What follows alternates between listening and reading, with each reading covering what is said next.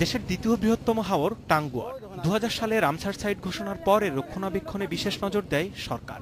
জীববৈচিত্র্য রক্ষায় এগিয়ে আসে আন্তর্জাতিক পরিবেশ সংগঠন international union for conservation of nature বা IUCN। 2005 সাল থেকে কাজ শুরুর পর সম্প্রতি শেষ হয়ে যাচ্ছে তাদের প্রকল্প। স্থানীয়দের অভিযোগ, গত 12 বছরে IUCN কাজ করলেও চোখে পড়ার মতো কিছুই করেনি। লাগানো হয়নি নতুন কোনো গাছ, বরং হিজল করচবন কেটে উজাড় করা হলেও দেখার কেউ ছিল না। মাদার ফিশারিজ নামে খ্যাত এই হাওরের আগের মতো আর দেখা মেলে না মাছ, কমেছে অতিথি পাখির আগমনও।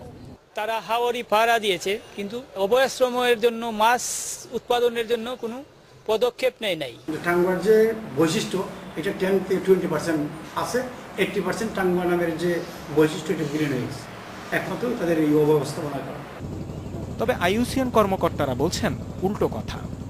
বর্তমান যে জীববৈচিত্র্য এবং পরিবেশগত যে অবস্থা, সেটা আমরা মনে করি যে আমরা আগের অবস্থা থেকে কিছুটা হলেও উত্তরণ ঘটাতে। হাওর রক্ষায় সংশ্লিষ্টদের কাজের গাফেলতি নিরূপণে বিশেষজ্ঞ মতামতের প্রয়োজন বলে জানালেন জেলা প্রশাসক। চিত্র তো তারা সংরক্ষণের জন্যই ছিল, এলাকার লোকজনের, কিন্তু তাদের দ্বারা কোনো ক্ষতি হয়েছে কিনা সে বিষয়ে তো বিশেষজ্ঞই বলতে পারবে। 11 কিলোমিটার দৈর্ঘ্য আর 7 কিলোমিটার প্রস্থের এই হাওরের উপর নির্ভরশীল 88টি গ্রামের মানুষের জীবন জীবিকা। Independent news desk.